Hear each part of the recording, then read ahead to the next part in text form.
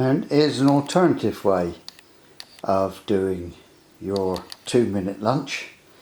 Cut the courgette into slices, then into the microwave.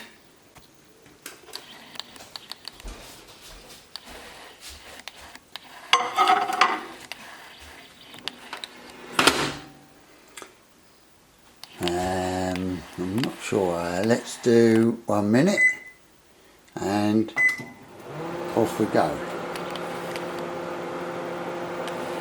Then a piece of cheese or some grated cheese on each.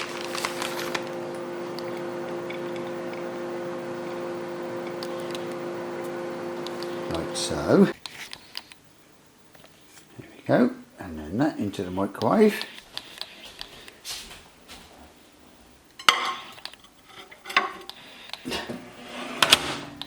Another minute.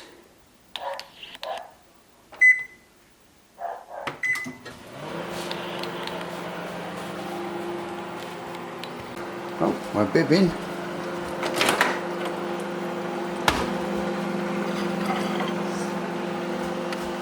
There we go, look at that. Now, they might be just a little bit al dente, but that's the way I like it. And I reckon a bit of pepper,